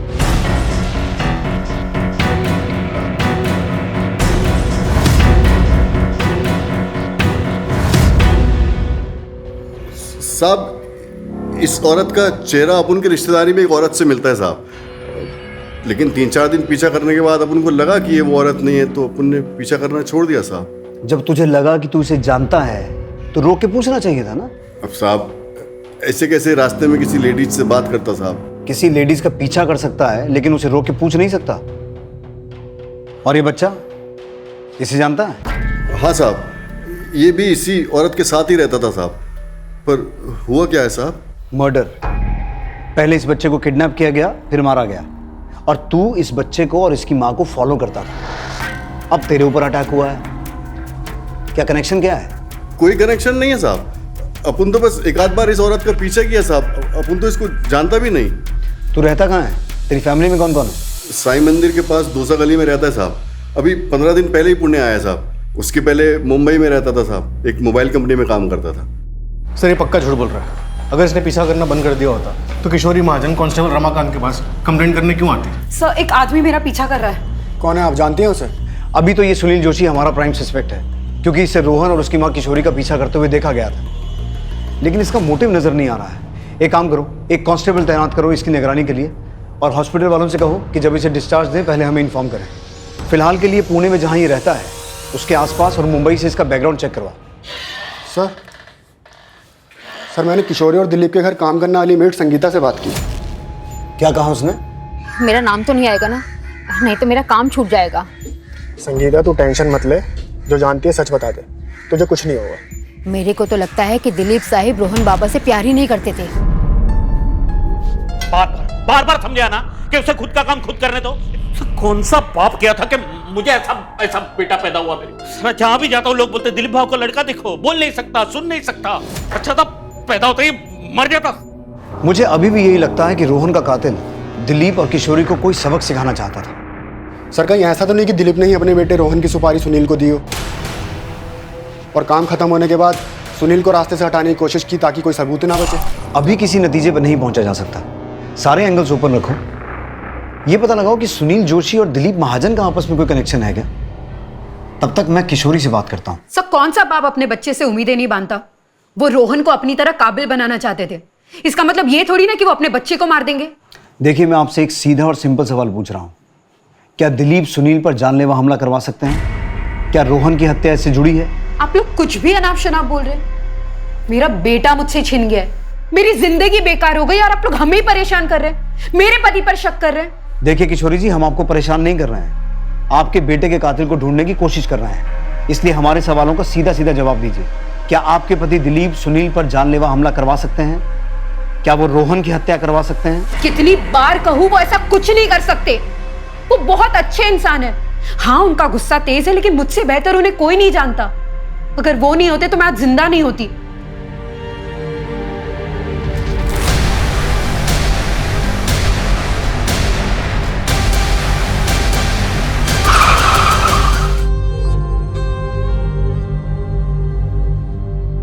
आप ही सोचिए, जिसने मेरी जान बचाई, मुझसे शादी की, मुझे सहारा दिया, वो भला अपने बेटी की जान कैसे ले सकता है? अब मुझे आपसे कोई बात नहीं करनी है।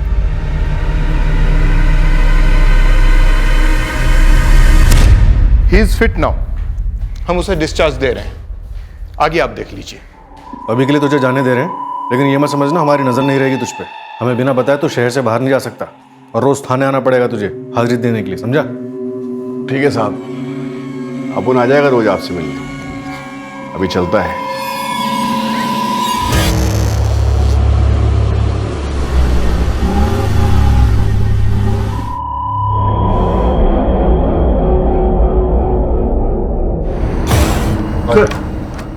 पिछले कुछ दिनों में आसपास के एरिया में जो कंकाल के अलग अलग टुकड़े मिलने के कंप्लेंट्स आ रहे थे, उसमें आज एक और बढ़ोतरी हुई है। किसी गाड़ी के नीचे कंकाल का सर मिला है। अभी तक जितनी भी हड्डियां मिली हैं सबको एफएसएल लैब में टेस्टिंग के लिए भिजवाओ और रिपोर्ट मंगवाओ।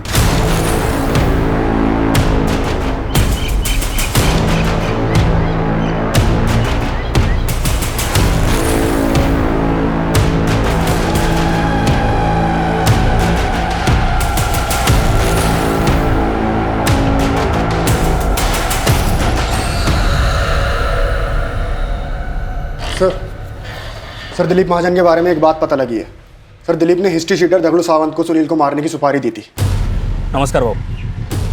क्या साहब अंदर आ जाओ। आजा गणेश। साहब कल रात को मैंने सुनील का पीछा किया, वो जंगल में गया था, वहाँ एक गड्ढे के पास जाके खड़ा हो गया और काफी परेशान लग रहा था साहब। ये सुनील मुझे शुरू से ही गड़बड़ लग रहा है। जब पहले हमने उससे दिलीप के बारे में पूछा था तो उसने कहा कि वो एक दूसरे को नहीं जानते हैं, तो दिलीप ने उसे मारने की सुपारी क्यों दी? दिलीप और सुनील दोनों को उठा और साथ में उस हिस्ट्री चीटर को, क्या नाम है उसका? दगड़ू सावंत। क्या मैं जान सकता हूँ मुझे इस तरह यहाँ लाने का क्या मतलब है? सुनील जोशी से किस बात को लेकर झगड़ा हुआ था?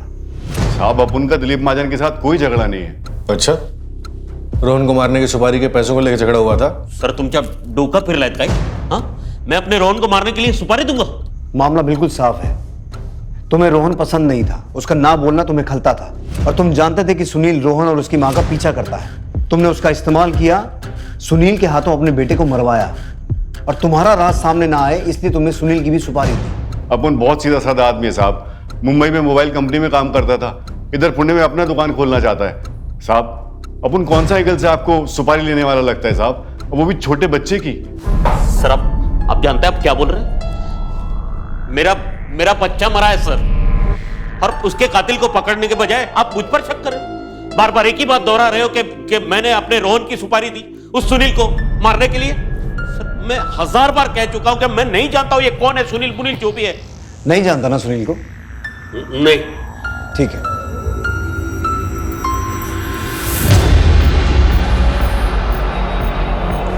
अब भी तू यही कहेगा कि तू सुनील को नहीं जानता?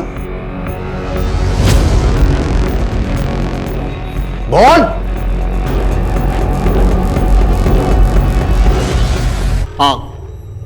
हाँ दी मैंने सुपारी, लेकिन उस साले की किस्मत अच्छी थी कि बच गया साला। लेकिन अगर दोबारा मुझे मौका मिलेगा ना, मैं उसे छोड़ूंगा नहीं, मार डालूंगा सर उसे। रोहन कैसा भी था लेकिन मेरा अपना खून, बहुत बहुत प्यार करता था मैं उससे, अब भी करता उसे। एक तरफ तो तू अपने बेटे से परेशान था कि समाज में तेरा नाम खराब हो रहा है, दिलीप भाऊ का बेटा बोल सुन नहीं सकता, तो अचानक ये हृदय परिवर्तन कैसे हो गया? देख मैं अभी भी बोल रहा हूं, सच सच बोल। सर मैं सच बोल रहा हूं,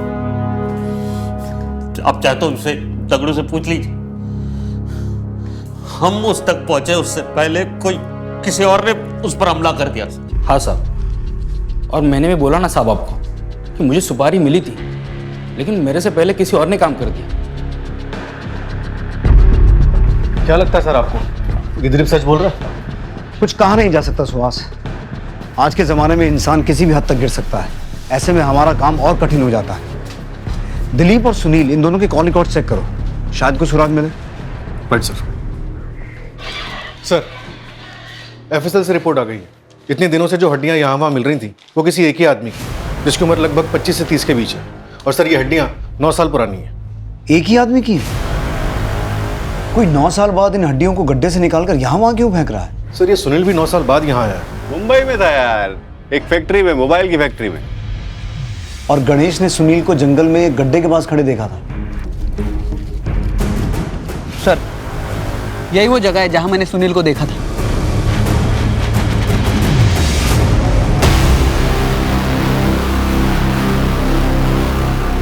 एक और हड्डी? सर 9 साल बाद इस तरह से हड्डियों को बाहर निकाला गया है, आखिर को करना क्या चाहता है? अपने राज को हमारे सामने आने से रोकना चाहता है। आसपास चेक करो। सुहास,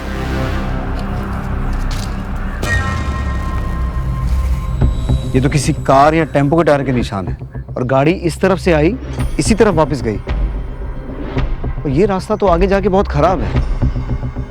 इसका मतलब है इस रूट का जानबूझ के इस्तेमाल किया गया ताकि कोई किसी की नजर में ना आए। हाँ सर, क्योंकि इस रास्ते से तो बड़ी आसानी से आ जा सकता है। आसपास की सभी दुकानें, पेट्रोल पंप, ढाबे, टैक्सी और टेम्पो स्टैंड, हर जगह पूछताछ करो। हर जगह की सीसीटीवी फुटेज चेक करो। हो सकता है किसी ने इस रास्ते से किसी गाड़ी को आते जाते देखा हो। किशोरी को स्टॉक करना, रोहन का किडनैप होना, उसका मर्डर और अब ये गड्ढा, इन सब में एक ही चीज कॉमन है, वो है सुनील। इस सुनील को एक बार फिर उठाओ और पिछले 9 सालों के जितने भी अनसॉल्व मिसिंग केसेस हैं, सबकी फाइल मंगवाओ और इस हड्डी को फोरेंसिक जांच के लिए भेजो। पुणे पुलिस 9 साल पुराने कंकाल के अवशेषों के मिलने और 7 साल के रोहन महाजन के मर्डर के बीच की कड़ी को सुलझाने के बहुत करीब थी। एफएसएल यानी कि फोरेंसिक साइंस लेबोरेटरी की रिपोर्ट आने के बाद पुलिस ने 9 साल पुराने गुमशुदा लोगों के केसेस को चेक किया और 2 लोगों की पहचान हुई। सर, 9 साल पुराने जितने भी अनसॉल्व मिसिंग केसेस हैं, उसमें से ये केस हमारे प्रोफाइल से मैच करता है। 28 साल का गोकुल कदम। गोकुल कदम? इसकी फैमिली से मिलो, पता करो 9 साल पहले की इसकी क्या कहानी। Right sir.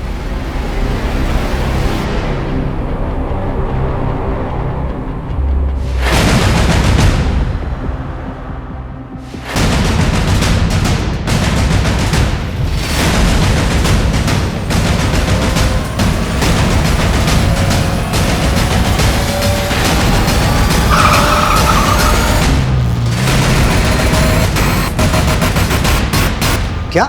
हाँ सर। तुम तो कह रहा था शादी नहीं करेगा। अरे यार, करनी पड़ रही है, बाबा नहीं मान रहे थे। किशोरी की शादी 9 साल पहले इस गोकुल के साथ हुई थी और शादी के कुछ ही दिनों बाद यानी 21 मई 2010 को गोकुल घर से ये कह के निकला कि वो मुंबई को भाड़ा लेकर जा रहा है और आज तक घर वापस नहीं लौटा। ये किशोरी, सुनील और दिलीप, इनके बीच कुछ ना कुछ खिचड़ी तो पक रही है।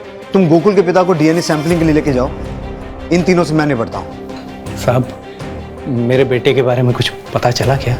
देखिए, हमें कुछ हड्डियां मिली है, एक बार आपका डीएनए सैंपल मैच करा के देखते हैं, शायद जवाब मिल जाए। सर, सुनील कल से हाजिरी पे नहीं आया। मैं उसके घर पे गया था, वहां पे भी नहीं है। उसका फोन भी स्विच ऑफ आ रहा है।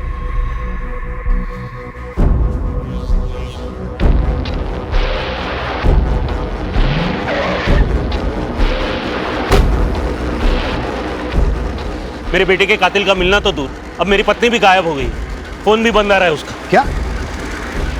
कितने बजे निकली तुम्हारी पत्नी घर से? 2 बजे नहीं, 1 बजे। एक के बाद एक सारे हादसे तुम्हारे घर में क्यों हो रहे हैं? कहीं किशोरी को तुमने ही तो गायब नहीं किया है? मेरे बेटे के कातिल को ढूंढने के बजाय, मेरी पत्नी को ढूंढने के बजाय आप मुझे ही सवाल पे सवाल पूछे जा रहे हैं सर। वही बीवी जिसकी 9 साल पहले भी एक शादी हो चुकी थी और फिर एक दिन अचानक उसका पति गायब हो जाता है और फिर 1 साल के इंतजार के बाद तुम उसकी मांग में सिंदूर भर देते हो।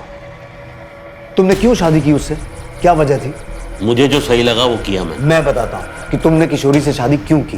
तुम पहले से ही किशोरी को पसंद करते थे या शायद तुम दोनों एक दूसरे को पसंद करते थे। बस उसके पति को मार दिया और कर ली शादी। और अगर रोहन की बात करें तो वो बेचारा बोल सुन नहीं सकता था। तुम उस पर भी अपना गुस्सा उतारते थे, उसे दूसरे बच्चों के साथ कंपेयर करते थे और अपने इसी गुस्से की वजह से तुमने एक दिन उसे मार दिया। और जब ये बात किशोरी को पता चली तो तुमने किशोरी को भी गायब कर दिया, या उसे भी। मुझे मेरी बच्ची के पास जाना, छोटी है वो, मेरे बिना नहीं रह पाएगी। क्यों कर रहे हो ऐसा?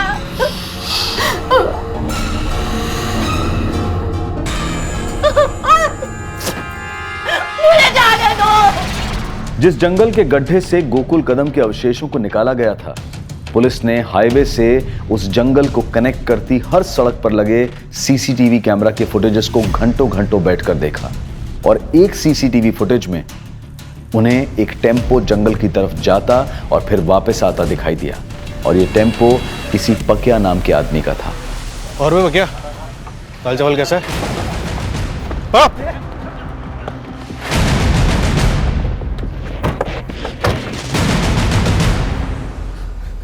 मुंह खोलने के लिए और टाइम चाहिए तो बाद में आता हूं। सब बताता हूँ साहब। सब एक आदमी ने मेरा टेम्पो किराए पे लिया था। इन दोनों में से कौन था? इनमें से कोई नहीं था साहब। तो बोल, कौन था?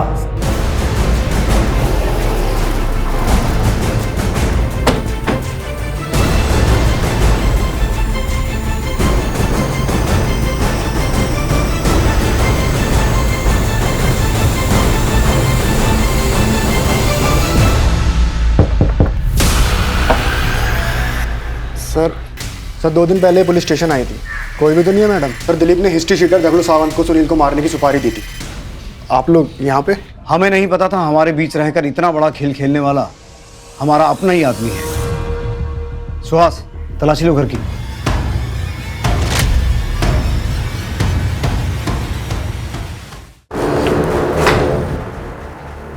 अब सिर्फ सच बोलना बेहतर होगा तेरे लिए। बोल, 9 साल पहले गोकुल और अब रोहन को क्यों मारा? और सुनील और किशोरी को बंदी बना के क्यों रखा था? उनके साथ क्या संबंध है तेरा? सब बताता हूँ, लेकिन सर एक बात है कि मैंने रोहन को नहीं मारा है। बाकी सब कुछ बताता हूँ। किशोरी और मेरे भी संबंध थे। हम दोनों एक दूसरे से प्यार करते थे। मैं तुमसे प्यार करती हूँ रमाकांत, किसी और से शादी कैसे कर सकती हूँ? शादी कर ले उससे, लेकिन सोना मत। आगे जो करना है वो मेरे पर छोड़ दे। अगर उसके साथ सोई ना तो फिर देख लेना। जाति अलग होने की वजह से घर वाले राजी नहीं थे, इसलिए हम शादी नहीं कर सकते थे। फिर एक दिन किशोरी के पिता ने गोकुल से उसकी शादी कर दी। हमने पहले ही तय कर लिया था कि शादी भले ही गोकुल से हो जाए, लेकिन वो रहेगी सिर्फ मेरी, और वक्त आने पर हम शादी कर लेंगे। मैंने रमाकांत की बात मान ली और तय कर लिया कि मैं गोकुल से दूर ही रहूंगी और उसे भी अपने करीब नहीं आने दूंगी। अब आज क्या हुआ है? सर दर्द है। एक और बहाना। 15 दिन हो गए हमारी शादी को। अगर यही सब करना था तो शादी क्यों की? लेकिन गोकुल का गुस्सा बढ़ता गया और एक दिन सर मैंने ही एक फर्जी नंबर से गोकुल को फ़ोन किया और उसकी टैक्सी मुंबई के लिए बुक की। तुम टैक्सी चलाते हो ना? हाँ साहब, मुंबई जाना है। चलेंगे ना साहब? रात तक वापस आ जाएंगे। मुंबई का भाड़ा है, मैं बस यूं गया और यूं आया। जब वो उस जगह पहुंचा तो मैंने सुनील के साथ मिलकर उसको मार दिया। मैंने गोकुल की गाड़ी तालाब में धकेल दी थी। सब कुछ रफा दफा हो गया था। सुनील मुंबई चला गया था, पर मैं और किशोरी एकदम से शादी नहीं कर सकते थे। कहीं ना कहीं से हमारे ऊपर शक जा सकता था। मेरा पुलिस में सिलेक्शन हो गया, मैं ट्रेनिंग के लिए चला गया। मेरी ट्रेनिंग के दौरान किशोरी के पिता ने उसकी ज़बरदस्ती दूसरी शादी करा दी थी। हमारे अंदर दोबारा से किशोरी की शादी तोड़ने की हिम्मत नहीं थी। फिर 9 साल बाद हमारी ज़िंदगी में सुनील वापस आ गया। उसने किशोरी का पीछा करना शुरू कर दिया और उसको ब्लैकमेल करने लगा। मुझे 5 लाख रुपए दे दे और अपनी गृहस्थी बचा ले और मेरी बसने दे, वरना मैं ऐसे ही तेरा पीछा करता रहूंगा और घर पहुंच जाऊंगा। किशोरी मुझसे मिलने थाने आई। किशोरी तुम? सुनील वापस आ गया और ब्लैकमेल कर रहा है। मैं नहीं चाहती कि हमारी जिंदगी बर्बाद हो जाए। कुछ करो रमाकांत। वो कंप्लेन करने के बहाने थाने आई और पीछे से अपने पति दिलीप को भी बुला लिया ताकि किसी को शक ना हो। फिर मैंने सुनील को मरवाने के लिए उस पर हमला करवाया, लेकिन वो बच गया। फिर मैंने झूठी कहानियां बनाकर शक की सुई दिलीप महाजन की तरफ घुमा दी। बराबर देख ले, पुलिस ढूंढ रही है इसे। आप टेंशन मत लो, हो जाएगा। मैंने पूरी कोशिश की कि पुलिस सुनील को ना छोड़े, लेकिन उसके खिलाफ सबूत ना मिलने के कारण उसको छोड़ना पड़ा। मुझे पता था कि वो गोकुल की बॉडी को लेकर मुझे अब ब्लैकमेल करेगा, इसलिए मैंने 9 साल पहले दफन की हुई गोकुल की बॉडी को निकाल लिया और कंकाल के टुकड़े इधर उधर फेंक दिए। सुनील के लिए मेरा शक यकीन में बदल गया जब मैंने उसे गड्ढे के पास देखा। मैंने सुनील को उठाया और बंदी बनाया और उसको समझाया कि वो चुप रहे, लेकिन वो नहीं माना, तो इसलिए मैंने उसकी ज़बान ही काट दी। और किशोरी के अपहरण के पीछे का क्या ड्रामा है? वो मुझसे मिलने आई थी, लेकिन वो गन ले आई। उसे लग रहा था इन सब के पीछे का जिम्मेदार मैं हूँ। अपने बच्चे के अपहरण से वो हताश हो चुकी थी। उसने बिना मुझसे पूछे आप लोगों से कंप्लेंट कर दी। रोहन की हत्या और सुनील के पीछे पड़ जाने के बाद वो पूरी तरह से टूट गई थी। मुझे डर था कि वो अपने बच्चे के गम में सारी सच्चाई आपको ना बता दे, इसलिए मैंने उसको भी किडनैप किया।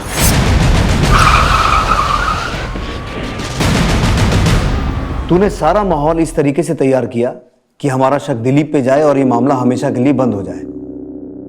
पर तू भूल गया कि हम पुलिस वाले राख से भी आग निकाल लेते हैं। अगर इतना दिमाग ईमानदारी से पुलिस की नौकरी करने में लगाया होता ना, तो नौकरी और जिंदगी दोनों बच जाते।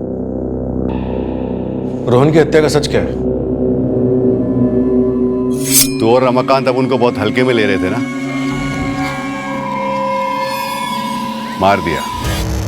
मार दिया अपन तेरे बेटे को। सुन, अभी भी अगर तुम लोग बाज नहीं आए ना तो अपन तो फंसेगा ही, लेकिन तेरी पोल भी खोल देगा। अभी अपन को 5 लाख नहीं 10 लाख चाहिए, वरना अपन तेरे पति को बता देगा कि तेरा एक कातिल के साथ चक्कर था और तूने ही अपने आशिक के हाथों अपने पहले पति को मरवाया। फिर जब मैंने ये बात रमाकांत को बताई तो उसने सुनील पर जानलेवा हमला किया। मैं नहीं जानती थी कि 9 साल पहले किया गुनाह मेरी जिंदगी में वापस आकर तबाही मचा देगा। जुर्म चाहे कितनी भी चालाकी से किया जाए, कितना भी छुपाया जाए, लेकिन एक ना एक दिन वो बाहर आ ही जाता है।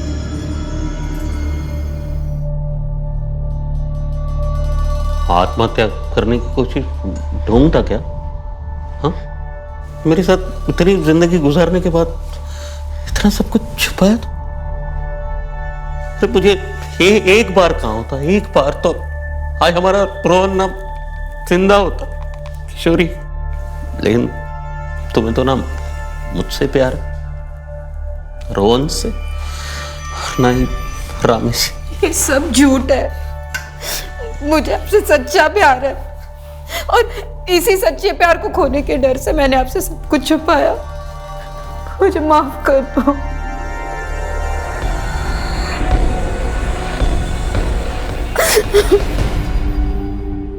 अगर इंसान सही और गलत का फर्क समझ ले, भले और बुरे को जान ले, तो जुर्म का ख्याल आने से पहले ही उसके कदम पीछे हट जाते हैं। लेकिन जब इस सकारात्मक यानी कि पॉजिटिव सोच को कुचल दिया जाता है तो अपराध की दहलीज पार करते हुए समय नहीं लगता और फिर अपराध नए नए रूप में जन्म लेता है।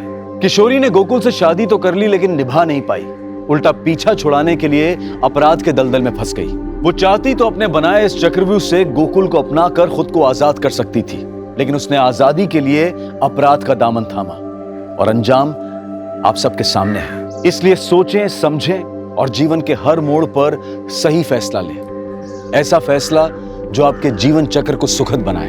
अब मैं अनूप सोनी आपसे विदा लेता हूं। फिर मुलाकात होगी क्राइम पेट्रोल सतर्क के ब्लैक हेडलाइंस अध्याय में एक और नए केस के साथ। और याद रखें, क्राइम और आपके बीच में सिर्फ इतना फर्क है कि आप कितने सतर्क हैं। सतर्क रहें, सुरक्षित रहें। जय हिंद। क्राइम पेट्रोल्स के और भी दिलचस्प कहानी देखने के लिए हमारे चैनल को सब्सक्राइब करें और बेल आइकॉन दबाना न भूलें।